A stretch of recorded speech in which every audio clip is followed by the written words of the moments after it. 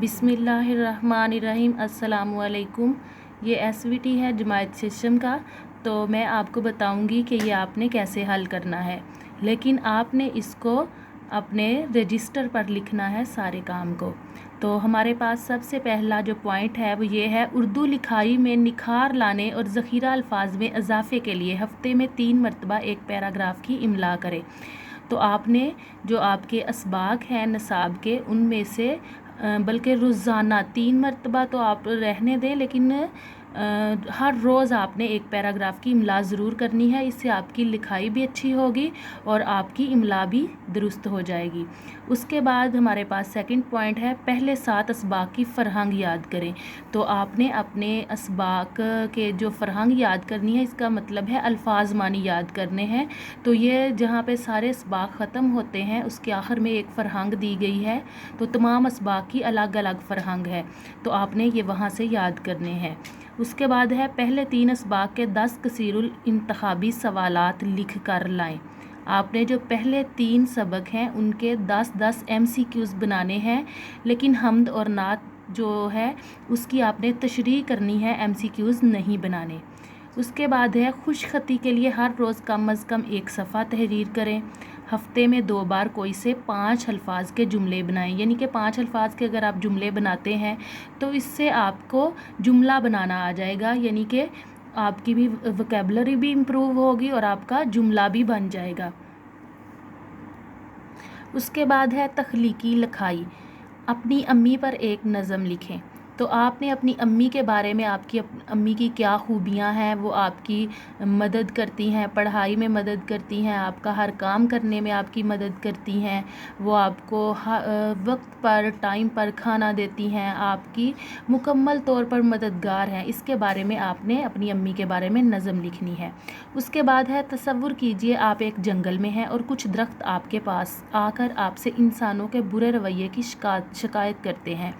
आप इनकी शिकायत दूर करने के लिए क्या करेंगे? मुकालमा भी लिख सकते हैं, इसको आपने एक रुदात भी लिख सकते हैं, एक मजमून लिख सकते हैं, पैराग्राफ लिख सकते हैं और मुकालमा भी लिख सकते हैं।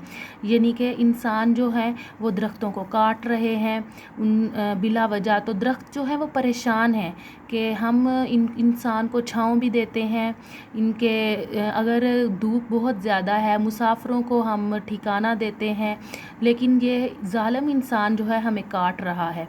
तो आपने से दरख्त जो है वो शिकायत कर रहा है, आपने इस तरह एक मुकालमा लिखना है या पैराग्राफ लिखना है।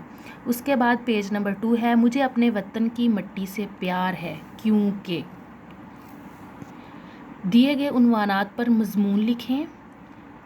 हद्दे अल्फाज जो इसके अल्फाज हैं वो 150 से लेकर 200 तक हूँ, इससे कम ना ये अल्फाज ना हूँ। मजमून है हमारे पास, मुझे अपने वतन से की मिट्टी से प्यार है, इसके बारे में भी आपने एक पैराग्राफ लिखना है, यानी कि मजमून लिखना है। हुब्बे वतन, वतन से मोहब्बत। जंगलात हमारे लिए क्यों ज़रूरी हैं?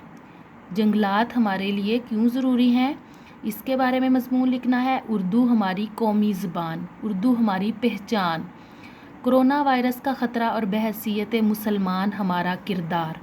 तो आपने, और हम बहसीयत मुसलमान इसमें क्या किरदार अदा कर सकते हैं, तो आपने एक पैराग्राफ लिखना है। उसके बाद है, पुरानी कहानियों को नए अंदाज से लिखें। मज़ाहिया अंदाज में भी लिख सकते हैं, बच्चे खुद कोशिश करें। यानी कि प्यासा कौवा कहानी है और अंगूर खट्टे हैं, ये 2 कहानियाँ हैं, तो आपने इनको नए अंदाज में लिखना है और इनको थोड़ा फ़नी बना लें। उसके बाद ख़त है, अपने दोस्त के नाम ख़त लिखें और उसे रमज़ान में इबादत और नेकी के काम करने की नसीहत करें। रहनुमाई के लिए सीरत नबवी का मुतालिया करें और पढ़ें नबी सल्लल्लाहु अलैहि वसल्लम का रमज़ान कैसा होता था। यानी कि आपने अपने दोस्त को ख़त लिखना है और उसमें बताना है कि हम जो रमज़ान शुरू हो रहा है इसमें हम इबादत करेंगे, नेकी के काम करेंगे, नेकी के कामों में बढ़ चढ़ कर हिस्सा लेंगे, लेकिन इसकी मदद के लिए आपको सीरतुन नबी सल्लल्लाहु अलैहि वसल्लम का मुतालिया ज़रूर करना पड़ेगा। तो आपने बताना है कि नबी सल्लल्लाहु अलैहि वसल्लम का रमज़ान कैसा होता था। आप रोज़ा रखते थे और उसमें इबादत करते थे, हत्ता कि आप सारी सारी रात क़याम करते थे कि आपके पाँव भी सूज जाते, लेकिन आपको इस बात का کوئی احساس نہیں ہوتا تھا کہ میں بہت مشکل میں ہوں، وہ بہت عبادت گزار ہوتے تھے، یعنی کہ آپ کا رمضان عبادت میں گزرتا تھا اور لوگوں کی مدد میں۔ اس کے بعد ہمارے پاس تفہیم ہے، تو تفہیم آپ لوگ خود پڑھیں گے۔ سوال ہے مولانا روم کا اصل نام کیا تھا؟ ان کا اصل نام جلال الدین تھا۔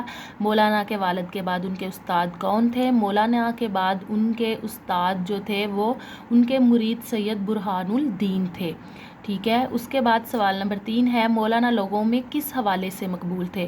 آپ کی شہرت بطور ایک صوفی شاعر تھی، ٹھیک ہے۔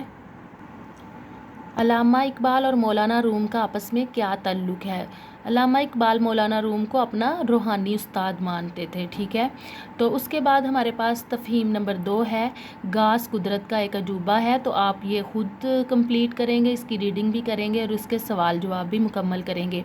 یہ آپ کی ایس وی ٹی ہے، تو آپ نے اس کو خوش خط رجسٹر پر لکھنا ہے اور یاد بھی کرنا ہے، کیونکہ چھٹیوں کے بعد اس میں سے پیپر بھی ہونے ہیں، اس کے ایگزام بھی ہونے ہیں اور آپ کا پیپر جو ہے یاد کرنے سے اچھا ہو جائے گا۔ اللہ حافظ۔